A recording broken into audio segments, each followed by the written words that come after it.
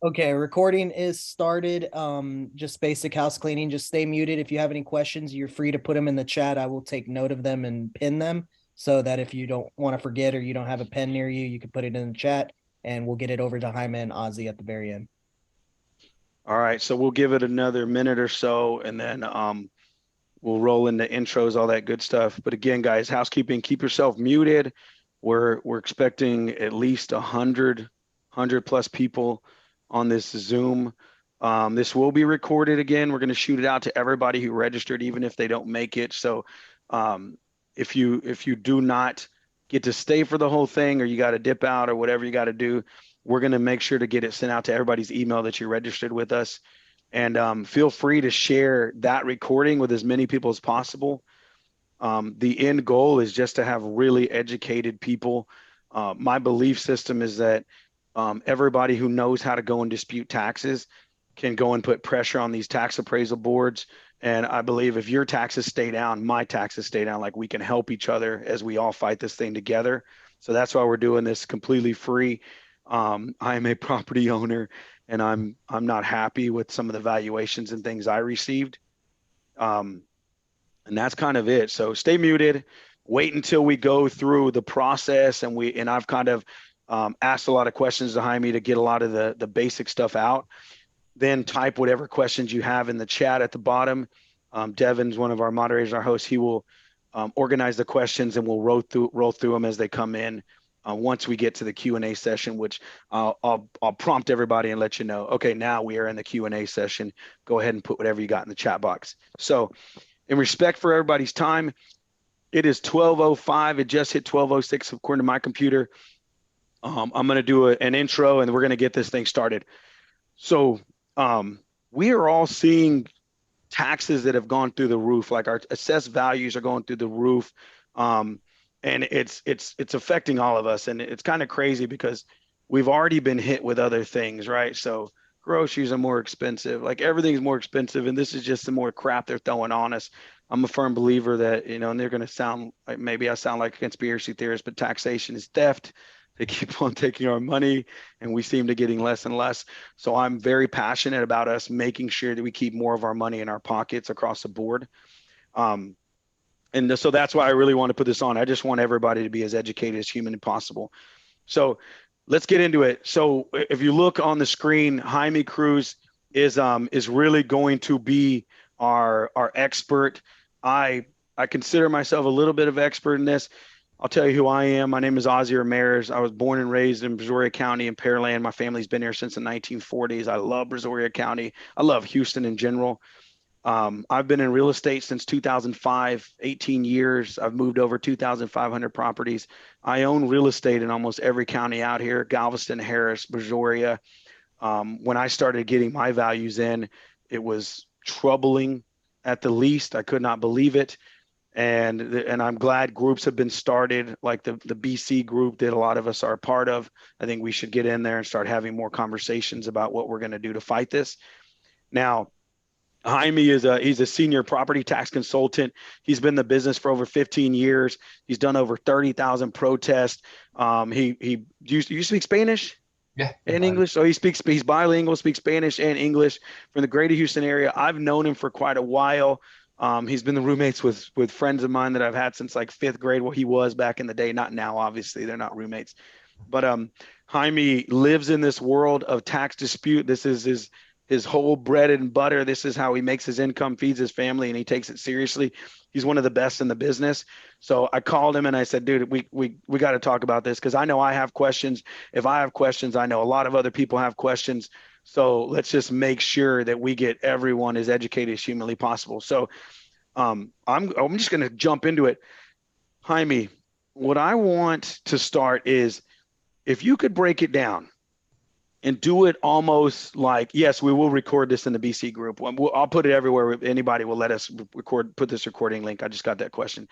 But Jaime, if you could walk us through, for me, I would like you to explain the process of disputing taxes from beginning to the end. And I want you to do it in a way that's like tax dispute for dummies, so that I have a better understanding and I make sure I'm not missing anything. And I'm also I know you're gonna use some terminology. We might slow down and break down the terminology to make sure that everybody is good to go. So Devin, you got that screen share. If you can drop that off and mute that for Stephen Murphy. Okay, good. All right, go ahead. Jaime, so walk us through the process. Tell me about the dispute process beginning to end. Absolutely. First off, I just want to say thank you, Ozzie, for this opportunity. I think it's great what you're doing. It's just sharing this knowledge. Part of it is, taxes. It's inevitable, but there's things that we can do to minimize it. And I think a lot of it is spreading word amongst the people. And I think you're doing a great job by doing this. So really, it's Texas is an interesting state. So we don't have a state income tax, and so our government relies on the property tax system for a lot of that revenue. Um, and there's a couple of things we can do to fight back. And so it's important that you just don't sit idle on your property taxes. It's something that you have to be actively involved in or have someone making sure they're keeping an eye on it for you. But the first thing I would say, there's only two things you really need to be doing to make sure you're not paying more than your fair share in property taxes. And the first one, which is probably even more effective than the protesting, is the exemption. So we just been coming 1 out of every 10 calls and folks are feeling the pain of the property taxes, and then we go look through their account and they don't even have their homestead exemption on the property. So it's becoming a problem that somewhere along the line, miscommunication. I think title companies and realtors is another way that we could touch base with our client base and just make sure that they're getting those forms turned in. So on those property taxes, this is another interesting. I'll start with that and then I'll hop over the property protest. But the exemptions, if you're missing it, you can go back 2 years and retro it for 2 years if you missed the homestead exemption. So it's important to keep an eye on it. If you missed it, go back 2 years. On the flip note, if you have a homestead exemption that you're not supposed to have, the government can go back 5 years and charge you 5 years back taxes. So it's just one of those things that it's not the balanced equality there a bit. So check your exemption. That's the first thing I would tell everybody. It's an easy process. Have your realtor check it for you or have any professional. You yourself can log into any of the counties, Brazoria, Harris County, Fort Bend, whatever county your property may be in, and just look on there. It'll show your exemptions on there. So you want to see that their homestead's on there if it is your homestead property. So is that a completely online thing, or is it you have to print out a form, fill it out, and send it in? What does that look like? Yeah, so it's been evolving. Some counties, Harris County's got a real good one that you can upload directly to their website. I think Brazoria County has one that you can create a profile on there. But the old school way of just mailing it in still is true and still works just as well. Print it out, fill it out, copy of your driver's license. The thing is going to be important that your driver's license matches. It's pretty much the only criteria. You were living there and your driver's license matches. It used to be in years past that we had to wait till January 1st of the following year to file your homestead exemption. Some laws passed a couple of years ago that now the day after you close, you can turn it in. The problem is that your driver's license probably not matching at that point. So update your driver's license and get it in as soon as possible. And I think that's why so many people were forgetting about it. They closed in July. You didn't qualify till the following January. Come January, it wasn't what they were thinking about. So hopefully it helps eliminate some of those problems of people missing their exemption. So once it's submitted, how long does it take? I know you said retroacts 2 years. How long does it usually take for it to kick in for that exemption to show up as a benefit? Yeah, so that year that you turn it in, you're gonna see about a 20% discount on your property tax bill that comes in October. So you'll get a discount right from the very beginning as soon as you turn it in. How long it takes the districts to process it, really it fluctuates throughout the year how busy they are. I've seen like Fort Bend, I think they're still working on some stuff that's a month old. So you just want to keep checking on it and make sure that it's put on there. And then when it's put on there, if you ever do refinance, this is the other one that I see come up sometimes, is they did it at one point and they refinanced the property and then the homestead exemption fell off and it's not on the top of their mind. And so they go all these years without the advantage of their homestead exemption. So in that same realm, when you have that tax exemption form, there are other types of exemptions instead of homestead. I know there's over 65. Like, what other exemptions might someone on here be able to take advantage of that maybe some people don't know about? Yeah, absolutely. I just gave a presentation on this not too long ago. There's probably it's a list that's probably like 50 different types of exemptions. Throughout my 15 years, I've probably only seen less than, I don't know, 6 or 7 of those used. Homestead is the first one, over 65. The day that you turn over 65, update it. It'll freeze your school taxes, and then it'll give you a bigger tax break on the county taxes. So homestead over 65. Veterans have a sliding scale depending on what their disability rating was. If they have a disability rating, 0 to 10, 10 to 20, all the way up to 100% total exempt. So I think the veterans are pretty good, well versed on getting their exemptions in. I think that someone in their system is teaching them about that. Police wives that died in the line of fire, like there's a surviving spouse of first responders. You don't see these too often, but those come up as well. But over 65, the military and the homestead are probably the ones that you'll see the most. And one that I really don't want to dig into, this is more of a one-on-one conversation, is ag exemption, which Yeah. you can get an ag exemption by different types of ways you use your land and things like that. We don't want to go too much in detail. This is more of a simpler 101 type thing. So we've covered that there are exemptions out there. Be aware of what exemptions. If you want to know a little bit more, you can talk to me, you can talk to Jaime, like we can help with that stuff, or talk to any other professional in that realm, and you can dig into that. But just know there are exemptions, and know that you have to fill out the paperwork and you have to submit it, or they're not going to give it to you. That's the way it works. Absolutely. Absolutely. Okay. So we talked about exemptions now. Dispute. The big one. So the second one is the protest. And I think a lot of people are feeling the pain over the last couple of years. And so the way it works is that each appraisal district is taxed by the state to put a value on the property they think is their opinion of the value on January 1st of that year. So right now, the notices that you got is what the property, or is what the counties think that your property is worth on January 1st of the year. And so I think Brazoria is still getting some of theirs out. I haven't seen all of theirs come out. Most of the counties have released their 2023s. Most of the time, the standard deadline is that you have until May 15th to protest that value. And this is a process that repeats every year. So around April is when we start seeing the notice values. It's a piece of mail that comes in, and you got to react. You have to do something. You got to have someone there for you, or do it yourself. But you have, because it's a time limit, you have until May 15th or 30 days after you receive the notice to start the protest process. So if you received it timely, you have till May 15th to file your protest. And there's a whole bunch of different ways that you have a form that they give you. That's one easy way to just use the same form that came in that mail. Really, what doesn't matter, what's not as important as how you get it in. It's just that you get it in. So different counties will have different options. People have gotten, more counties have gotten a little more updated on their technology. Harris County's got something that you can just upload and dispute it through their website. Some of the smaller counties that they still want to see it certified mail, postmarked by the 15th. It doesn't have to be certified mail, I'll take that back, but you have certified mail is for you to be able to cover it, track it. But you just need to be postmarked by the 15th out to them. And it's basically, all it really needs to say technically is that you're disputing the property value.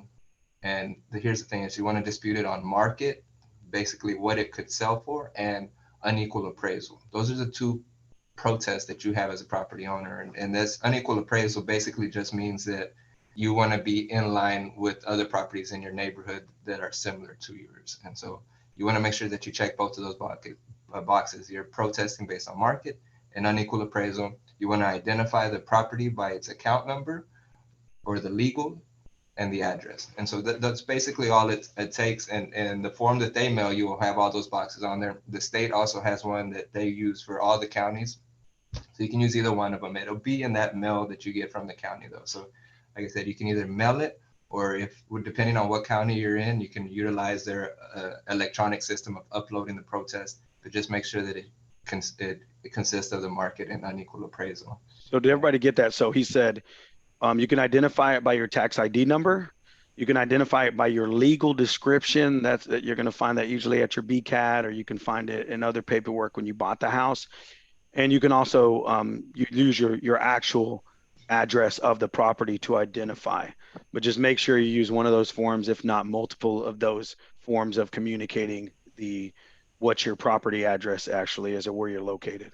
Okay, keep going. I just wanted to try to layman's terms some stuff. And I appreciate you. And so this year it falls May falls on a Monday. Sometimes it falls on a weekend, and it will be the following day after that. So this year you have till Monday the 15th for most properties to get that in somehow. However way you decide to get it in, if you want to get it in multiple ways, that's fine as well. But you just want to get it in by May 15th. And that starts the process. That's really the only deadline you have, is you have to let the county know that you're not okay with that value and you're challenging them.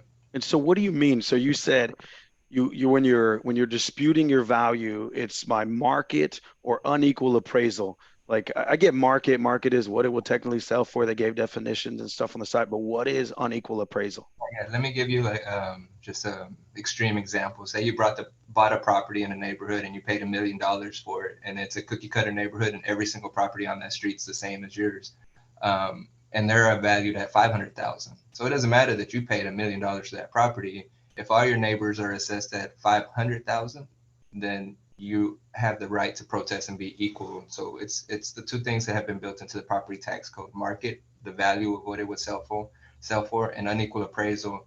You have to be within a group of properties that are similar to yours. You can't just be an outlier just because you bought it for higher, or it just has to be an equal appraisal across the board. So here's something I saw on the BC Facebook page. Is somebody said, well, I did that. I disputed and I said, well, I overpaid for this property and here's all my comparables. And they said, well, that's your fault. You made a bad decision. I don't know if that's true, but somebody said that happened. Yeah. Is that something that actually does happen? And what if they do treat you like that? Yeah, no, absolutely. If you find yourself in a situation where you bought the property for more than what you got the notice value for, then you're probably going to be dead in the water on the market protest, because basically you're arguing if this property were to sell, it wouldn't sell for what it is you have it listed for, but then you went on and bought the property after doing your due diligence for that amount. So it's that first year, if you bought it for more, it's a dead pretty tough to get a reduction on market. You still have the unequal appraisal. It's not as an effective as the argument that the reduction might not be as extreme, but it still needs to be in line with your neighbor. So you still have one option, and you can still file a market. You can, and there's been times we go in there and we look at the cases like we can't lower this on market. We concede the market argument. We're going to proceed on just unequal appraisal. But yeah, if you bought it for more, it's not, but you also have peace of mind. I think that you're not being assessed more than what your property is worth if you bought it for more than what you're being noticed at more than what you bought it for. On the flip, if you bought it for less than what is noticed for, then you have a really strong argument on market appraisal most of the time, as long as it's me and Ozzie talked about this, an arm's length transaction, meaning that it wasn't to a family member or it wasn't a private sale. It was usually they want to see that it was sold through a realtor on the MLS. Is kind of the big thing that they check the closing statements to see there was commissions paid, which is not necessarily the definition of a market transaction, but it helps the county verify that it was sold on the open market and it wasn't an estate sale or a foreclosure. Mm-hmm. So you see an arm's length transaction, everybody, they want to make sure that, because a lot of people will dispute and say, well, I paid $100,000 for this property.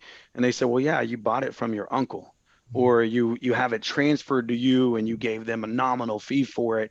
And they say, well, that's not really true market value. And they're going to argue with you on that one. So arm's length is I actually sold this property, or I bought this property from someone I do not know in a regular market situation, and that's what they're going to consider like more of a definition of market value. Absolutely. And that's something they might hit people on too. So now you filled out your dispute, you send it in, you say it's because my market value is not right. And now what happens? Do they always set a date for you to go in and get your hearing, or can they deny you, or what is that? You always have an option to have a hearing. The one thing that COVID did change a few things. For those couple of years, we still had to get these tax rolls certified, and so it opened up a lot of different like I settle type situation. Harris County calls it I settle, where they'll offer you a number, and then if you take it, then it's a done deal. If not, then you're going straight to a formal hearing. And we're not a fan of it. We don't participate in it as agents. I feel as though that informal hearing that you get with an appraiser is important, and it gives you the one-on-one chance to come to an agreement with the property or with the appraisal district before you go to a formal hearing, which the odds change a little bit for you in that scenario. But yeah, so if you don't participate, they may try to get you to go down an avenue of where you use one of these iSettle type programs. And if you do it online, you'll have options on there. But if you just mail it in, then it's just going to be that they schedule you a hearing date. So you'll have Most of the time you'll have two hearings. One is called the informal hearing and the other one is called the formal hearing. The informal hearing is the one where you're meeting one-on-one with an appraiser, and the formal hearing is when you're going into a room, there's a panel. It's kind of like a miniature jury type situation, and the district has their representation there, and then you're representing yourself, and they deliberate and they rule, deciding which way they want to go with the valuation. So they have the freedom to go either way with after listening to both testimonies. But yeah, so you'll get two hearings. After May 15th, they'll schedule you out. You just kind of have to wait. Know that you filed your protest, and it's just a matter of waiting till you get your day. They run varies. It can be anywhere from late April, early May, all the way out till October. We even had some this last year that rolled all the way up until December. So there was some late hearings. It really depends. They're trying to get everything squished in those summer months so that they can get your October tax bill released on the normal schedule. But yeah, the bulk of the hearings will be in those summer months. And So you submit your dispute either online or you can send the paperwork in. And at that point, you said Harris County, one option is they'll say I settle, which is they're like, we're not going to do a hearing, but we're going to give you an offer. And if you accept that offer, you just ride with it. That's my new value. Is there a time when you're like, man, that's a really dang good offer. I should probably accept that? no, absolutely. There's been times where we've had folks ask us to review stuff or that because they're using computers a lot of times, the logarithms, and sometimes you wonder if their logarithm glitched in your favor, like Monopoly bank error your favor, take it, Mm-hmm. I think what's tough for property owners without the background is not always knowing if it's a good deal or not. Like it might seem like a big reduction. A lot of times what I've seen is when they're offering a reduction is because there's a lot of meat on the bone that they could have reduced more, and so they're offering you something to close the case out. But it's I guess the advantage real estate professionals have is analyzing that value and seeing if it's a fair value or not. But yeah, absolutely. So they're looking to save time possibly and not have the hearing, and they're looking at saying like, oh, you know what? We valued them at 300. We believe they can get it down to 200, but if we offer them 225, they may take it, and we can win that 25,000 because we screwed up because the algorithm or the computer was wrong. Yeah, absolutely. Basically, okay. Okay, so now you get past the I settle. You don't take the I settle. They set up with an informal hearing. Like, so what is that? Online, Zoom, or? So the I settle, most of the time that takes the place of your informal hearing. So that's why we weren't a fan of it. You would, after that, you didn't have an informal, you would have the formal process in that process. And if you were to do the I settle option, so now you don't get the informal. Your next hearing is the formal if you reject the offer that they made. Zoom is something that came in. Yeah, absolutely. It's we didn't have that 3-4 years ago. COVID pushed that forward. That they're offering, Harris County and a lot of the larger counties are offering. I haven't seen if Brazoria has a Zoom meeting option yet. We haven't used it. We do all our hearings in person. But yeah, that's they'll send you a link and they have the same thing as like setting up for one of these Zoom meetings. Getting the information in, the data that you're using is what's a little bit tougher. If you have to get it in before the hearing so that they can be looking at what you're looking at. And so I don't know. We're not a fan of it, but it is something that I understand. It's convenience and people aren't having to drive. And during COVID, it was the safer thing, the right thing to do. We just find that it's hard to get folks to pay attention in person, and even harder to get them to pay attention. These ARB members are older members of citizens of our counties. So what does ARB stand for? So that's exactly who is the little jury. It stands for Appraisal Review Board. Appraisal Review. So how many people are standard in an ARB? 3 used to be the standard number. They're trying a 1 ARB member panel, which we haven't partaked in. It's interesting. It feels like it could go either way with that. But with 3, they'll deliberate and usually go with the median value of the 3 folks. With 1, it's a little bit different. So we haven't tried it yet. It's something that we're keeping an eye on to see if it's better for our clients or not. But so far we've been using 3. But yeah, so it's 3 ARB members, Appraisal Review Board members. Usually you find them as retired folks in our or citizens in our counties that take this job on. Basically, it's like a little jury sitting. And, okay. So they're regular human beings. So you just said, a lot, they're offering a Zoom right now because COVID kind of brought that to something that's more done. You prefer, well, I'll walk you through it. So So you set your date of your hearing. You can choose in person or you can choose via Zoom. They usually give that option. Now you're going to send all your data and all your facts to them before the meeting. Is there usually a deadline? How many days before? What does that look like? Yeah, so it changes as they get more efficient on uploading it. Again, we haven't. I don't want to speak on something that we haven't 100% used, but yeah, I do know they have some deadlines, and they'll be part of the process. They'll tell you when you need to get it in, but we haven't used it. But yeah, you So need to get whether you do Zoom or in person, you still send the data first, or when you're in person, you bring it with you. exactly. If you're in person, Okay. you come in and you bring your copies. You typically want to bring copies for everybody in the room, so it's you want to have one for the appraisal. District's representative, you want to have copies for the board members.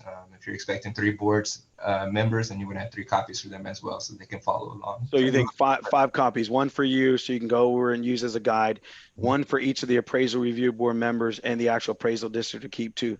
So Right. 5 duplicates of the paperwork or of the data that you're going to be presenting to represent yourself, right? Absolutely, that's really good Okay. clarification. Yeah, absolutely. And guys, understand that, like, you know, I've heard people say, well, I go in there and I gave them all that stuff and they said, well, you overpaid for it. I can't help you. Or sometimes they're human beings. They may give you a little bit of attitude. They may say, well, tough crap or whatever. Here's the truth is the more data and the more true facts that you bring to support yourself, the better, unless there's something that's going to hurt you, but that actually support your case, like truly support your case, the better off you're going to be. Correct? Yeah, absolutely. Yeah, so there's some, Absolutely. after 15 years and 30,000 cases, you start realizing I think we've pretty much tried every argument there's been, and you start realizing which ones are more effective and the delivery of those arguments. So some things carry more weight, and other things aren't as effective at reducing. So let's get into that detail. So now, what information should a consumer, a citizen be bringing to their appraisal review to really give them the absolute best opportunity to win? Yeah, absolutely. So I'll start with the one I think the property owners have the biggest advantage of is deferred maintenance, which means anything that's on January 1st of that year hadn't been repaired that needs to be done. And you can support this with pictures or estimates. And I find that the combination of both of them is what helps the most. Because if you present some pictures, you got everyone in the room trying to figure out what the cost to cure, what the cost to repair that deferred maintenance is. If you come in with an estimate, roofing is bad. Here's my repair bid or my roofing estimate for 7,000. AC is out. I got one for 4,000. Or electrical is shorting out. Here's my electrician bid. So you want to bid, from the trade with their letterhead on so forth. Okay. You don't want to just email it in or something verbal or they told me this much. It just help. Don't give them excuses to discredit your evidence. So if you have a bid, make sure it's something legit from a contractor with some pictures. So is it better to have 2 or 3 contractor bids from licensed professionals? Because it's not just like, oh, my buddy, we was licensed. It's, hey, here's 3 different companies and this is what they're saying I needed. So I'm not lying to you. Yeah, no, that would be concrete. But to be honest, we haven't received too much pushback on just one. So 3 would be Overkill, but I think it's helpful. more than you need. Like usually Okay. one is pretty good. If you get some, I did get one that was crazy. It was an irrigation bid, and I don't know who this company was, but I think they purposely inflated it to one of those numbers. Everybody's kind of like, all right, that doesn't seem like it was. Yeah. So Seem right. realistic helps. The realistic number. Everybody kind of has a good feeling of what it costs to repair things. Everybody in here is a homeowner in this room. So if you did get one that you felt like, oh man, that might be hard to prove, it's unrealistic, that may be a good time to get 3 bids or 2 other bids to kind of compliment to say, hey, I'm not full of crap. Yeah, this is what it costs. Yeah, absolutely. Okay. Yeah, Okay. So devalue of your properties, is it just strictly on condition, or what are other ways that you can kind of devalue the property based on condition, or based on location, can other things on the property really help you? Yeah, absolutely. So it's the condition issue is the one that probably no one knows except for you. So that's why I say start there as a property owner. You know your house more than anybody, so you know what things that you could get a bid on and pictures on. And that carries a lot of weight. And a lot of times I'll go dollar for dollar on that estimate. So it's something that's helpful. But location, this is the one that it's not too different from valuing property as any real estate professional. If the whole neighborhood is an interior neighborhood, and you're the one that backs the train tracks on one side of the neighborhood, then you're not exactly the same as one of these interior properties. So you have something that I honestly needs to be adjusted before the notice value even comes out. So Mm-hmm. and you'll get in there sometimes you'll see they'll have a land adjustment. Okay, this lot is up against this neighbor train track or commercial or apartment. If you find your property in that condition, we use Google Earth a lot to view where our property is. But you as a property owner, you know where you're at.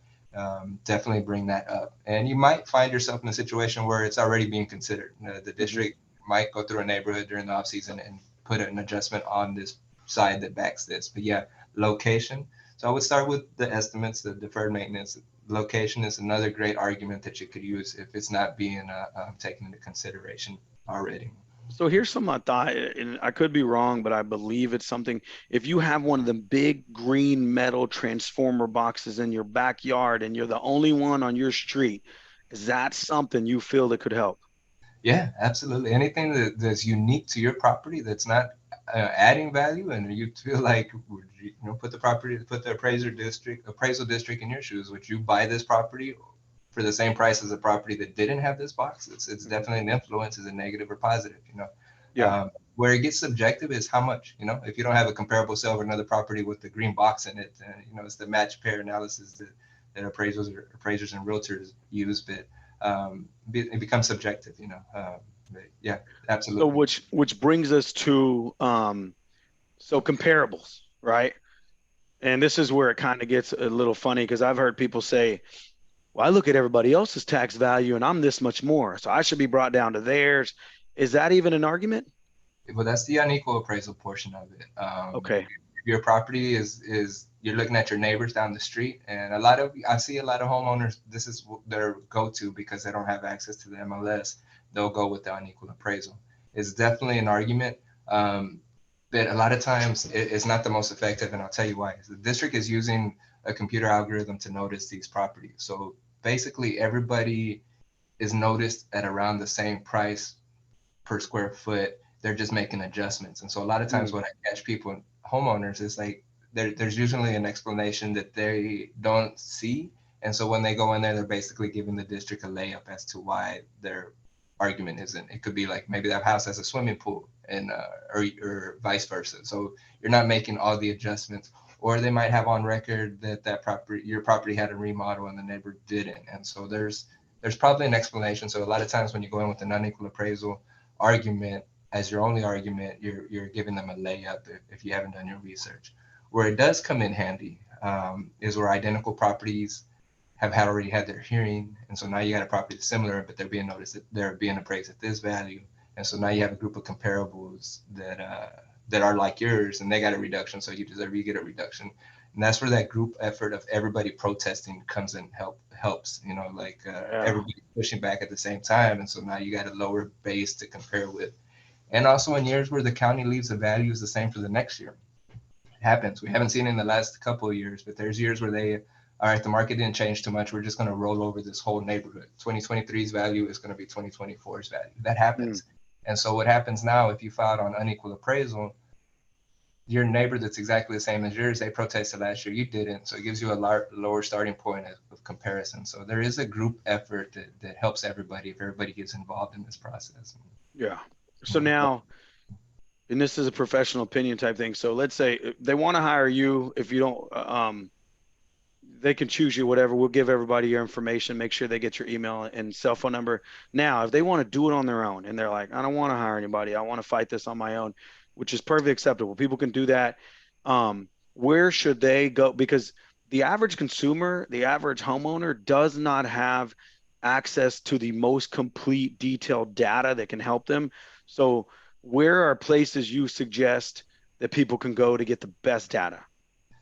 Comparable sales, that is tough. The MLS isn't something that's completely open to everybody. So it's I don't know if you might have a realtor that's willing to spend some time out of their day to send you over comparable sales, but you just don't have access to it. And I think that's one of the big things. Everybody on my team is a licensed realtor. We don't sell houses. We're licensed just so we can have access to all the data that's going on.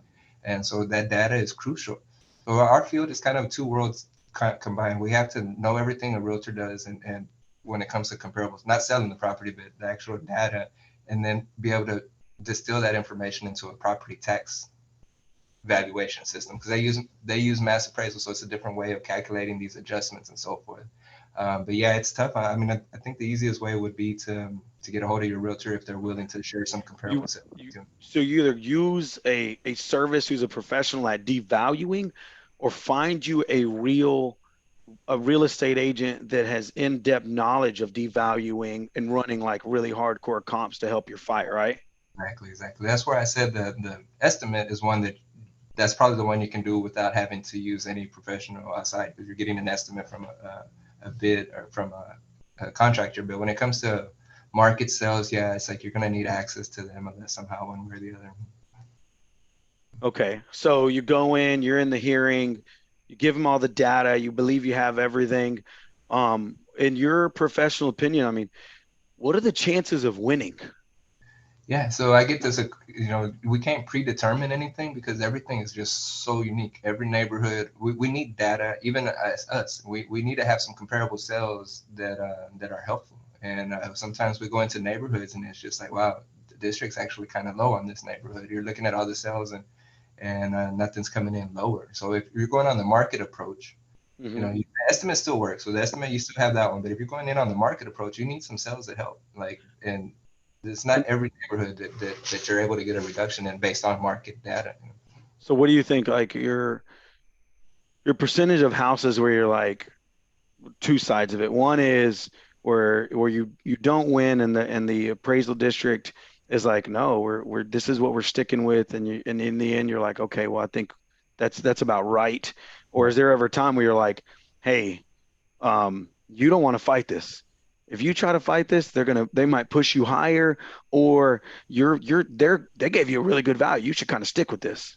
Yeah, absolutely. So the pushing higher, there was a few years back in 2010, 11, it got kind of ugly. Like whenever the county started getting pushing back against the public, or they started raising some of these hearings, like, and as an agent, we had to be careful to not let those properties that were possibly raised in the hearing go all the way to the formal hearing.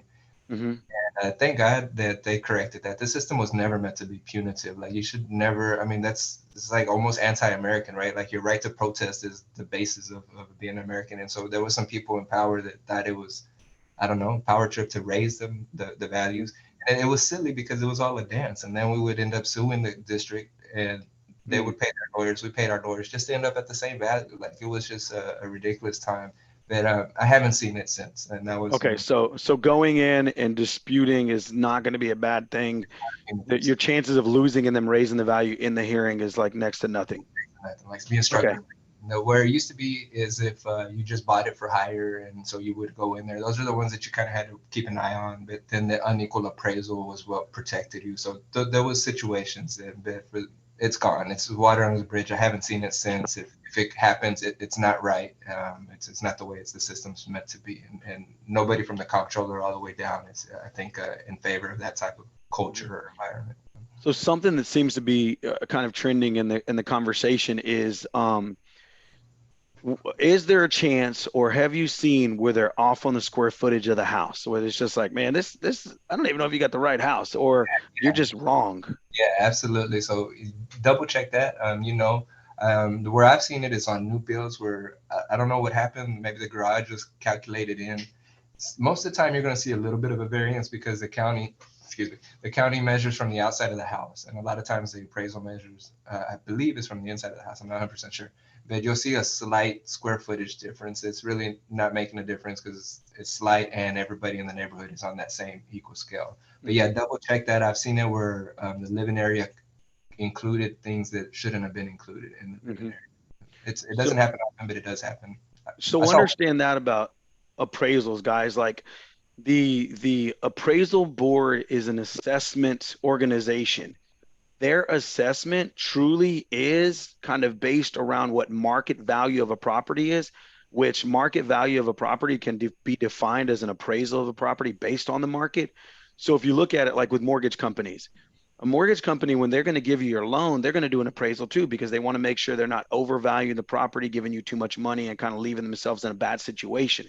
So a mortgage company is going to send out an appraiser.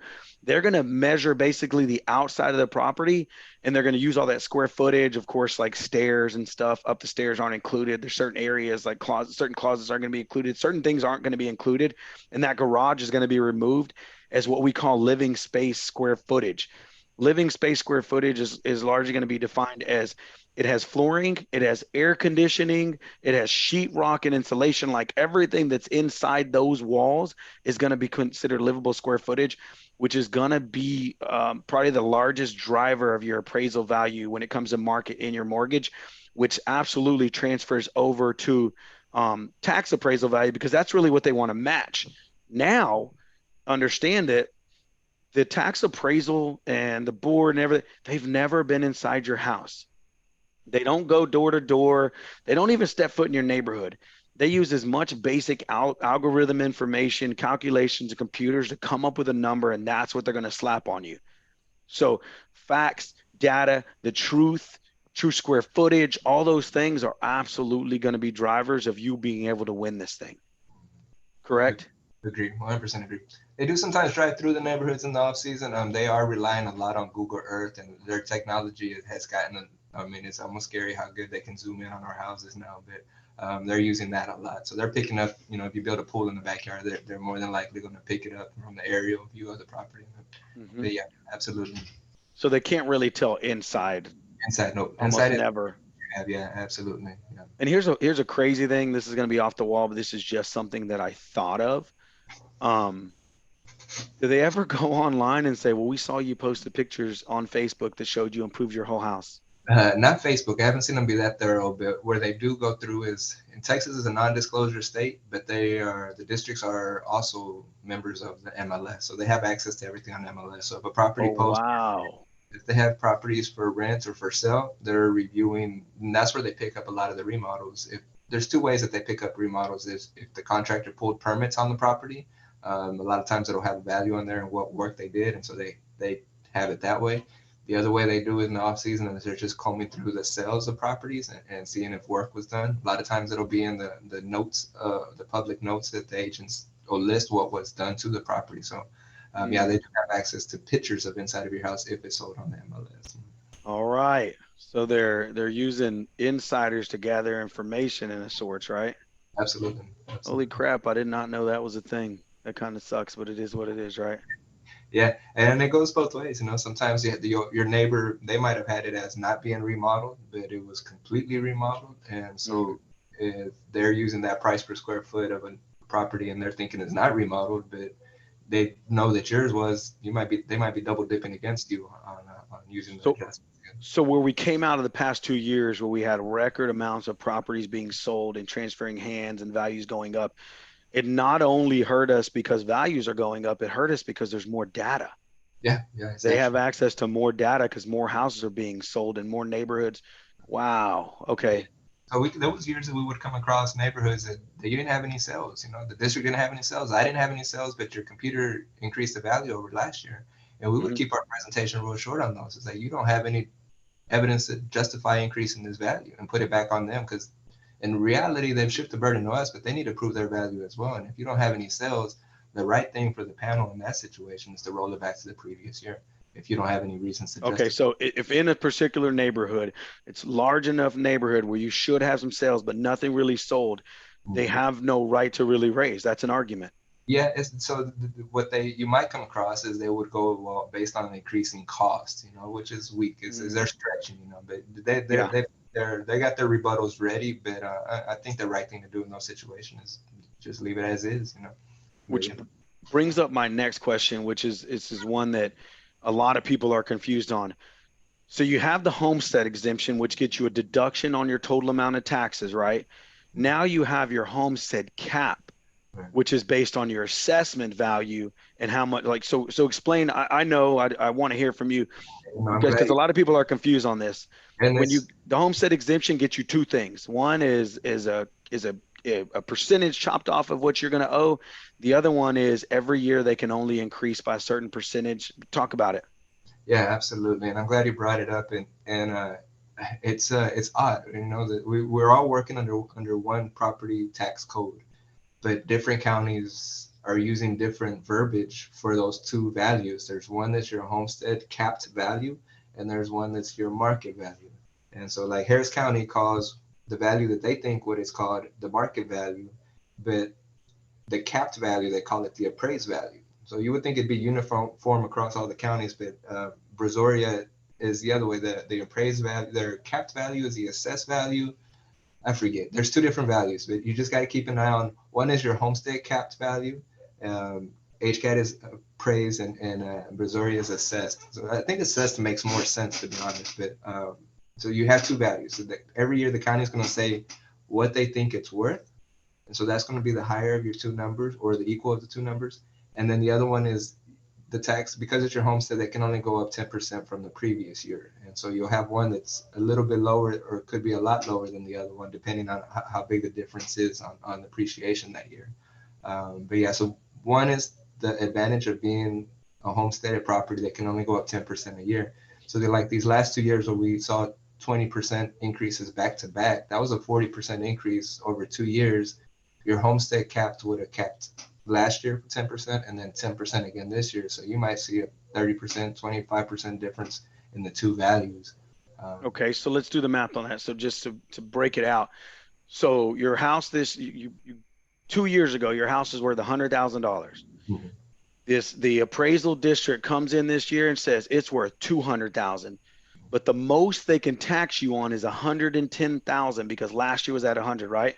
Yes, exactly. This is Okay, the but next year they're going to pick up another 10% as much as they can every year until they get you up to what they believe the value is. until it catches up, if it catches up, you know. Yeah, so it's going to be 10% from the previous year. That's why it's important to have that homestead cap in place. You know, that's besides the discount that you get for living in the property, that 10% cap helps a lot on these years where we have a massive appreciation in sales. And so it's 10% a year based on the previous year. And so this is why it's probably really important for us to argue our taxes dispute our taxes every single year, right? Absolutely. There's a Because cumulative effect. It's a base. because if they're trying to hit you on 100,000 raise and you win at 50,000 every year and you keep on winning every year, eventually they're gonna kind of catch up to their own cap and you win in the difference, right? Yeah, absolutely. Okay. Definitely want to So keep it every year. okay. So now another question people had is about comparable sales. How do you afford this stuff and getting someone to work for them? So one thing is I don't know any real estate agents that charge for comparables. So if you have a good real estate agent that's been in the business 4 years and licensed and has access to HER.com, the MLS, which is a very complete set of data, go to that person and say, hey, would you be willing to help me? I know most agents will do it for free. I know I do it, family and friends. I do a lot for free. Whenever they ask me about it, I'll put that together and I'll put together a very robust package that has a lot of details that give them the best chance of winning. But so you talk to the person you trust, whoever you want to use. Now on the other side with you, I mean, I don't know exactly how you charge people, but some people do it on a percentage of how much they get, some just a flat fee up front plus a percentage. Like what you charge, and is that kind of industry standard or? Yeah, so we're definitely a percentage based shop. We do have a few property owners that request a flat fee. It's not typically how we built the business or how we prefer to work. Just because there's years that we're not able to obtain a reduction on a property, it just feels really odd increasing their tax burden by charging more. So we've built a business on the results. So we don't have any sign up fees. We don't have any other hidden costs. It's just directly related to the results. And like those properties with the homestead cap, say we knock off $80,000 off the market value, but if we don't get under the cap value, we didn't really obtain any tax savings for you. So in that situation, we're not going to tax you anything as well, even though it's a reduction. So ours is just based on actual savings, and our fees vary. Typically we split it with the clients 50-50, but referrals we drop in, high dollar accounts we drop in, multiple accounts we drop the rate. So it really depends on the case by case. Our general retail rate is 50%. But we do drop it for different situations. So it's just a matter of shooting us an email and asking us what your situation is, and we'll take it from there. So what, real quick, so I can put it in here, and I don't know if you're going to get blown up or not. What's the best number for them to reach you at to ask this question so they can get your pricing? Yeah, so 713-338-1655 is the office line. Especially these last few months with the values coming out, we've been shooting back at folks asking them to go ahead and schedule a phone consultation if they want to talk to an agent. And so we'll have our calendar open, and we handle those calls. So on our website, saveonhousetaxes.com, there's a link that says phone consultation, and you just click on there and just whatever's convenient for you. So we're not trying. Saveonhousetaxes.com. Okay. And then And should they email you or just go straight there? you can message us through there, or you can email me personally at jcruz@saveonhousetaxes.com. Same. JCRUZ. JCRUZ at SAVEON housetaxes.com, correct? Yeah, that's it. Okay. So there's the information, guys, for you to get more details. There are other companies out there. There's a lot of different companies. There's the information on something right there. So now, I mean, I feel like we covered a lot. I feel like we got a lot of details. I feel like we broke it down. Is there anything else you feel like people need to know, Jaime? I saw one question on there that I meant to touch base on, asking for the time frame, because this is a mistake that I see a lot of folks make.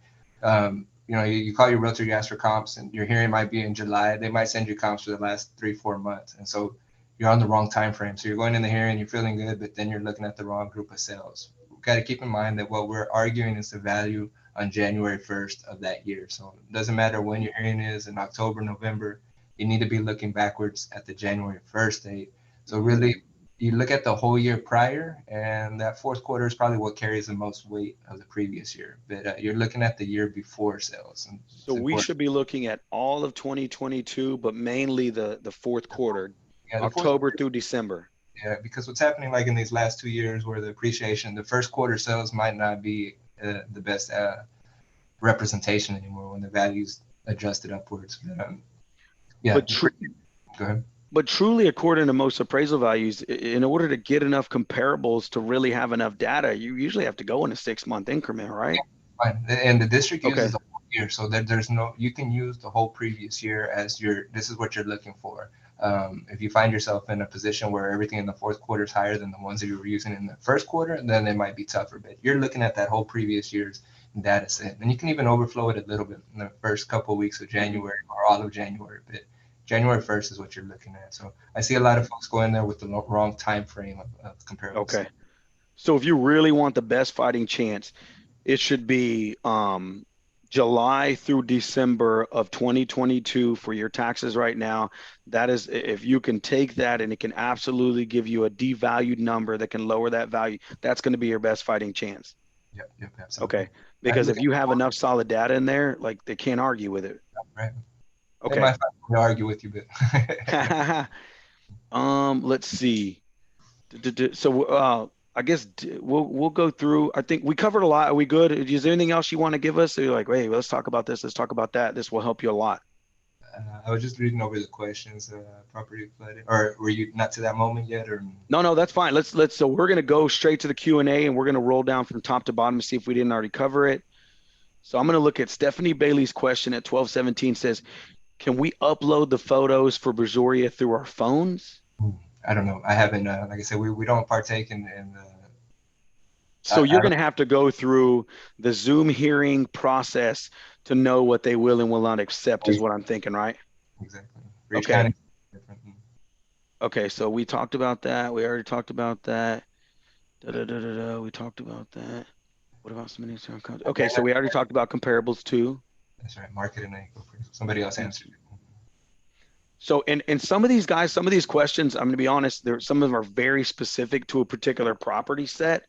I don't know if we're going to go into that right now. That may be just a better conversation to get a hold of me or Jaime directly, because there's so many different scenarios we could talk about that we could be on here for hours. I want to respect everybody's time. I expected this to take about 1 hour complete, and we're almost there. But I also want to make sure we get some really good. So let's talk.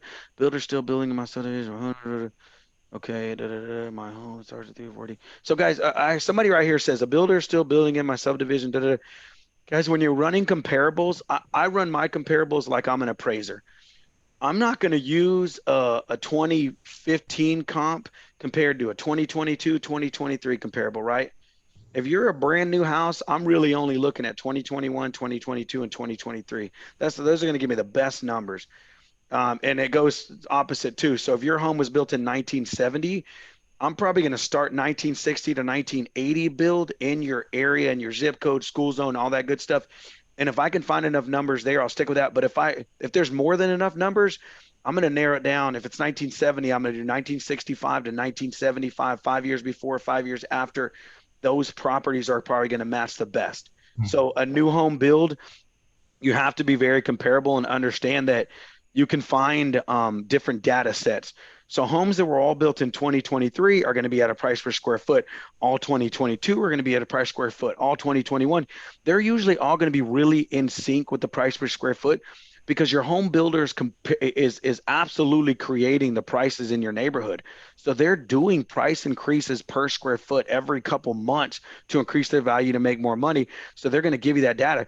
So if you know that all the 2023 23s are built and you're at 180 a square foot, and you look at all the 2022s in your neighborhood, which are brand new comps that you can use, are at 170 a square foot, and then the year before is 160, that data can absolutely help you to say, hey, you guys are comparing me to 2023s, but if you go back, it's $20 less a square foot, and here's the numbers to prove it, because new home builds are absolutely going to drive prices quicker than properties that were built in the 60s, 70s, and 80s.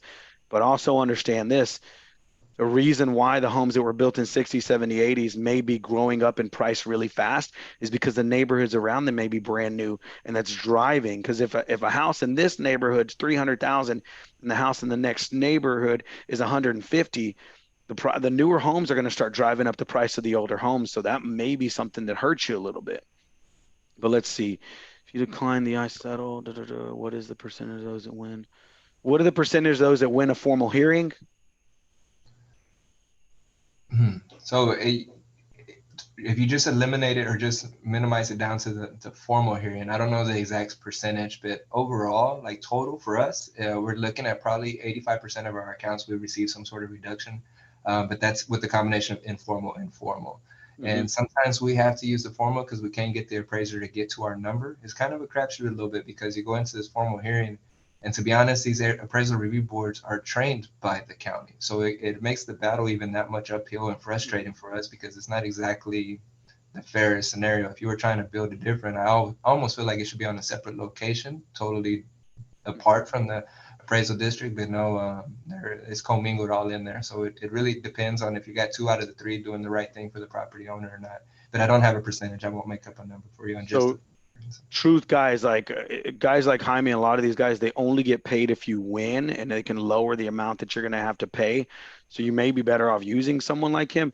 The other thing that I believe to be true is that when the appraisal board meets with somebody like Jaime, who's a professional at this, and they probably see him in there a couple times a day or a couple times a week or a couple times a month, they're automatically gonna be like, oh crap, here we go again. Where if it's me or you or Billy Joe Bob or whoever who comes in there once a year, they're gonna say like, oh, we got a better chance of beating this person maybe. And that, but some of us are real good. Like I live in the real estate world, so I bring a crap ton of data. So that may give me a better chance. So let's keep going. Is there a cap on tax each year? Yes, we covered that. Appraisal value. Okay, we covered that. I was told to submit supporting data or protest. Okay, we covered that. Would a baseball field stadium lights apply? So if somebody has maybe baseball stadium field lights in their backyard looking over their fence, could that be a devalue? Yeah, absolutely. It's one of those things. It's influence. Definitely would probably lean more towards negative than positive. Would help you is if you had a comparable sale on that same street that sold and you can prove that it was a little bit lower.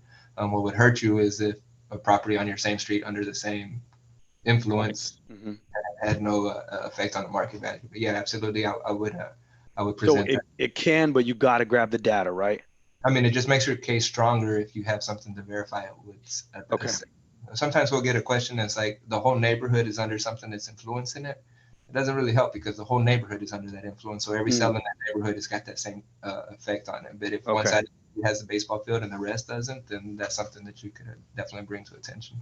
Gotcha. Myra Beegler at 1234 asked about garages. So what I know about garages is, yes, appraisals are done on improved price per square foot in the living area of the property, but garages do affect it. And I've seen garages carry anywhere between $5,000 and $10,000 per parking space. So a two-car garage compared to a three-car garage, that three-car garage can absolutely kick it up, or a fourth-car garage, or if somebody converted out of the garage and added in square footage.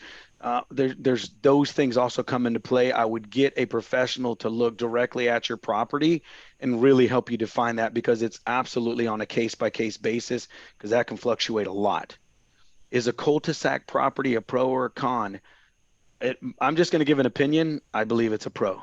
Yeah, it So depends. yeah, I believe it's a pro because nobody really is going to drive straight through your street. So it kind of deters people from driving down your street, which most subdivisions that have cul-de-sacs are family based, and that. Yeah, I believe cul-de-sac is a pro. From a property tax perspective, they typically don't add more for it being on a cul-de-sac, but they may add more for it if it's the actual size of the lot is more, and then they're charged. Mm, So what's different about the pro, property tax system is we're not usually in a total price per square foot. You're usually breaking out the land and looking at the improvements and then adding the land back in there. So mm.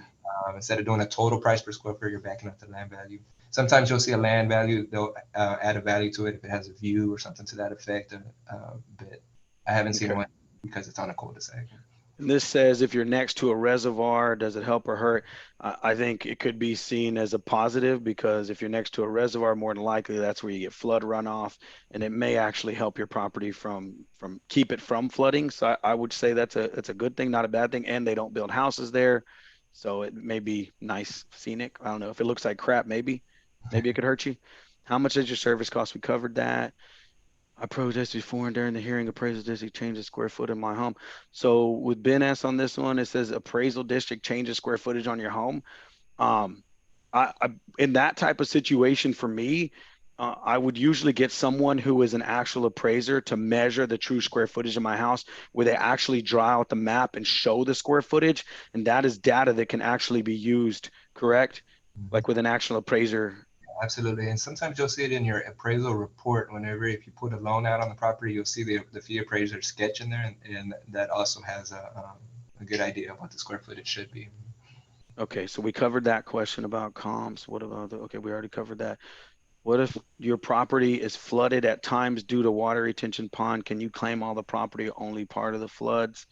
Um, well, what I will say, so if it's like a natural disaster flood like Harvey, more than likely your whole neighborhood got hit. So it's going to affect the entire neighborhood.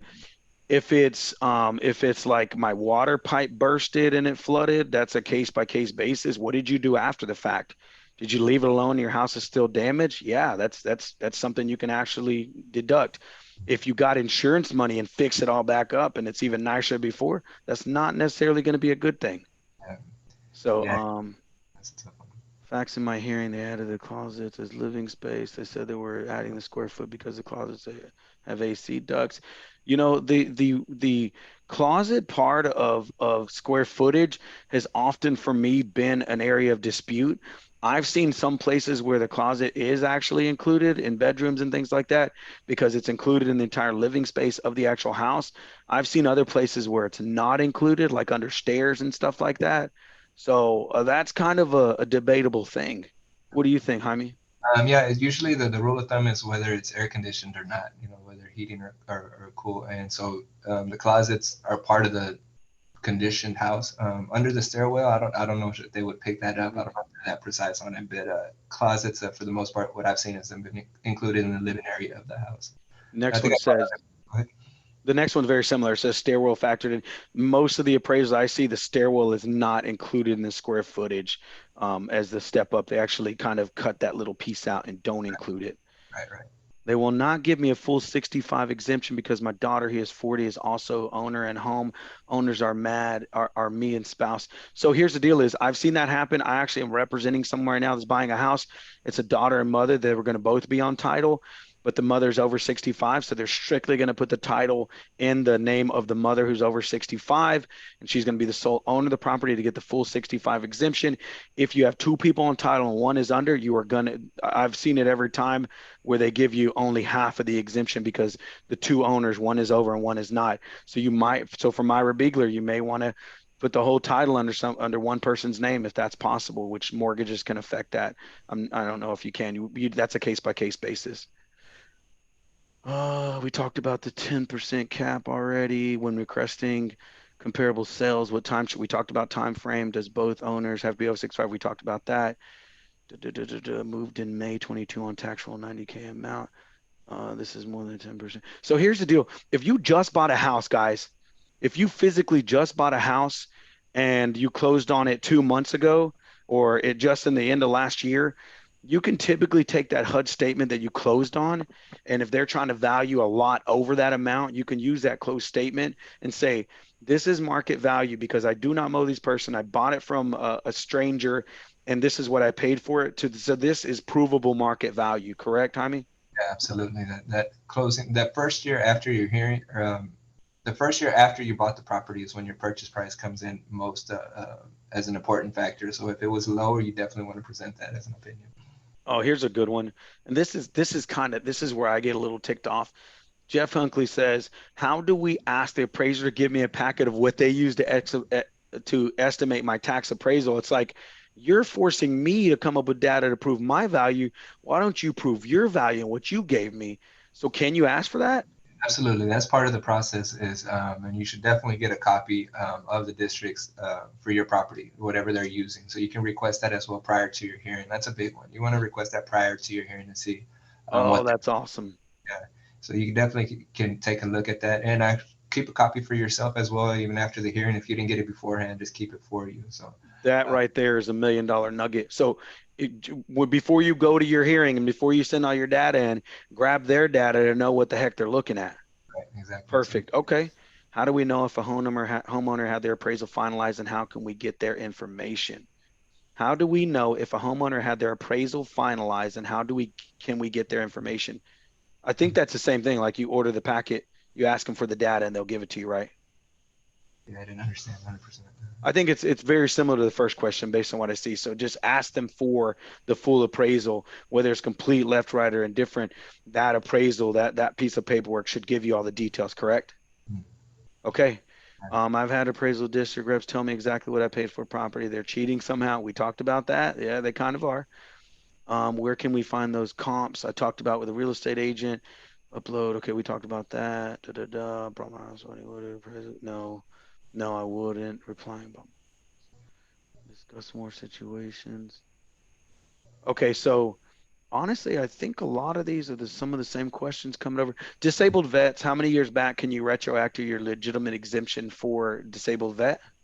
I'd imagine it'd be under the same homestead exemption going back 2 years. Now, 5 years if you had it without, you weren't supposed to have it, they can go back 5 years and charge you for 5 years. But you, So it's 2 years. Okay. I haven't seen a different rule for the disabled vets. There might be one, but I haven't seen that. Okay. Ozzie, I do want to talk. I don't want to interrupt too much, but there's one Go that ahead. Go ahead.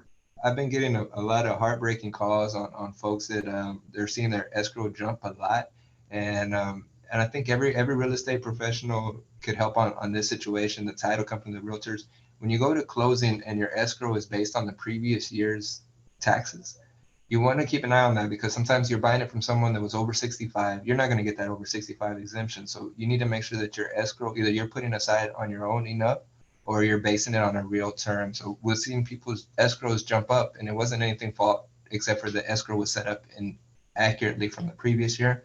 We're also seeing it on people that are buying brand new built property and the previous year was just a vacant land. And so they're doing a whole year of paying taxes escrow into their escrow on just the previous year, which was the vacant land. So the next year, 18 months down the line, their payment is doubling because their house has been built.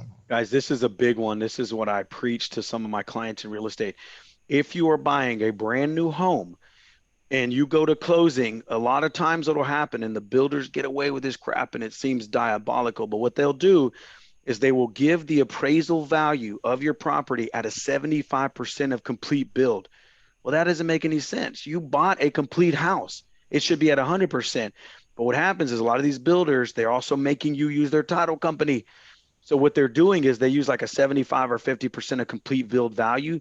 That's what they're basically compensating you because you're going to be responsible for taxes at the end of next year. So they're going to give you an amount of money based on that amount, which isn't the total amount. You close on the house, you get your taxes. The end of next year, your mortgage company comes back and says, we have to do, we're going to take your balance that you owe and we're kicking it up because the taxes are higher right now. So your money in escrow has to go up. So they're going to hit you for last year. They're going to hit you for next year. You can go back to the builder and the title company and say, my value was different. You only went off of 75. This is 100. I am expected to be compensated for this difference. And you can hit them with that dollar amount. But people don't. The builders are banking on you not fighting, not going back. So if they can win $1,000 on 100 homes, they won $100,000 because most people are never going to come back and fight. People don't realize this. Shadow Creek Ranch, I believe, and don't quote me on this, but all the statistics and numbers I've seen is like in 06 and 05, it was the foreclosure capital of the United States because of those tactics that were used. And it kind of contributed to where we were in the crash. I was in the business in 05. I saw 08. I was a part of all that crap. I saw this. I don't want to cuss. I saw the stuff that was going on and it irritated the crap out of me. Okay. We talked about that. So break into Hunkley. Jeff Hunkley, his thing said, to my question number 2, Jaime said if someone in your neighborhood had their appraisal and they're finalized, we can use that as our company, our compares. And I was asking, how do we even know if someone in our neighborhood had their review and how do I use their data? Okay, I got it.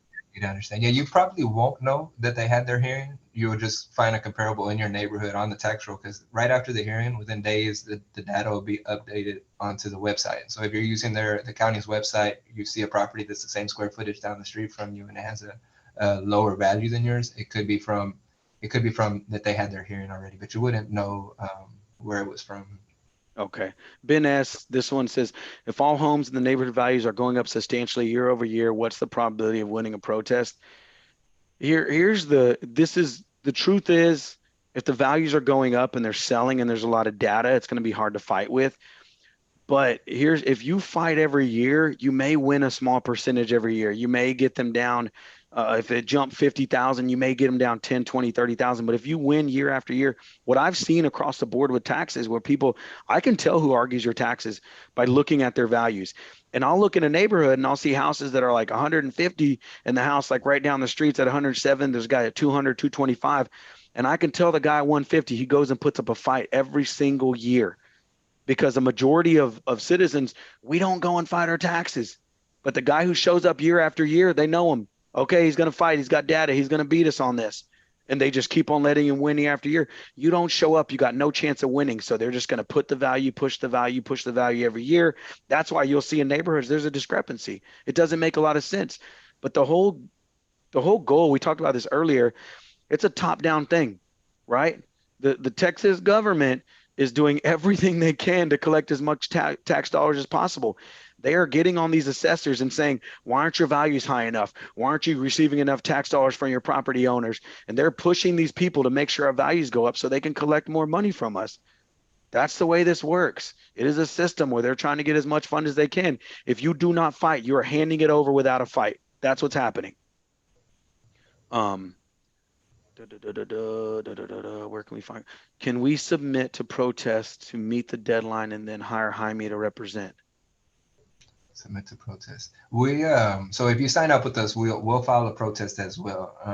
During the season, we typically don't like to pick up clients once the season has started, just because it messes up our flow of trying to add things to our dockets and so forth.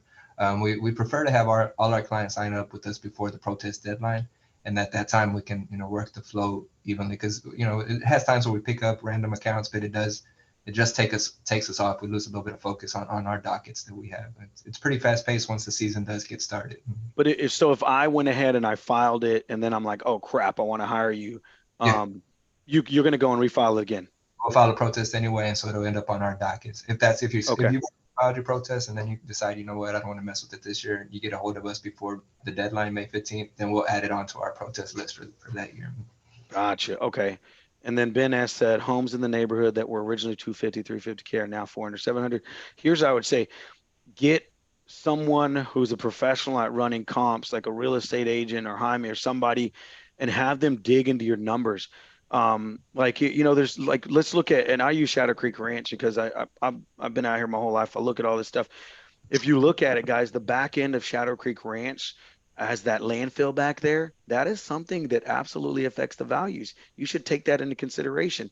The back end of Shadow Creek Ranch is also in Fort Bend ISD, which some of the schools are a little bit older, where the front is Alvin ISD, and they have the brand new Shadow Creek Ranch and these other schools.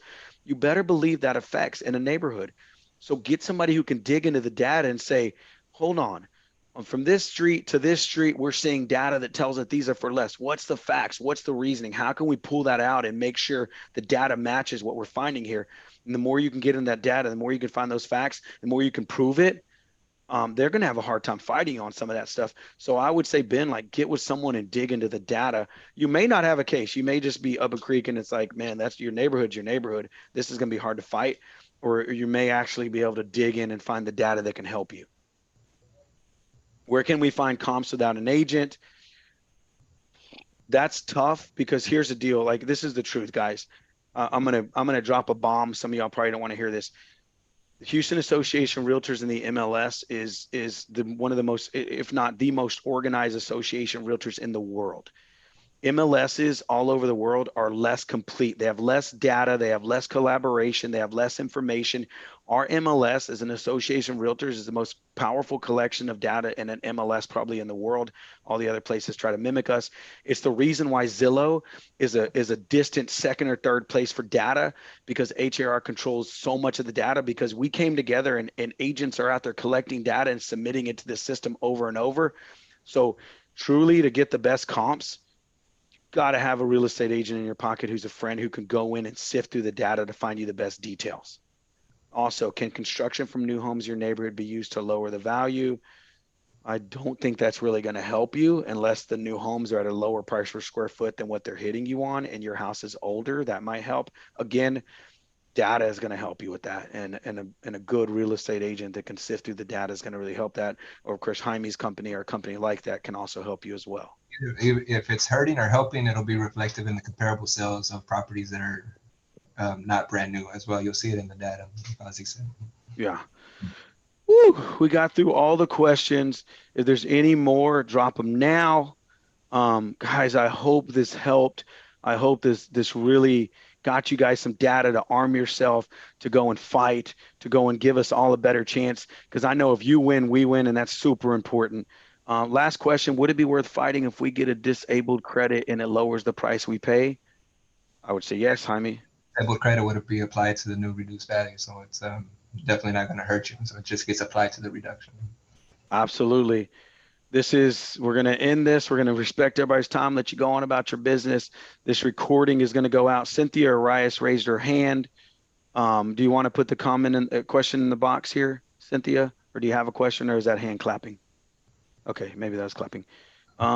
There you go, guys. We'll send this all out to everybody. You'll have a copy of this recording. Everybody who registered, even if you weren't on. And here's the deal. Take this and share it. Push it out to all your family, all your friends. The more people that go and the more people that have this great information to arm themselves to go and fight. When you win, I win. And damn it, I don't want to pay more taxes than I have to. I just don't. So go out there and win for me and everybody else. Hope this helps, guys. Y'all have an amazing day. Thank you so much, Jaime. Really appreciate it. Thanks, Devin Martinez, for being the back end and making sure all the technical stuff was done. I really appreciate you, brother.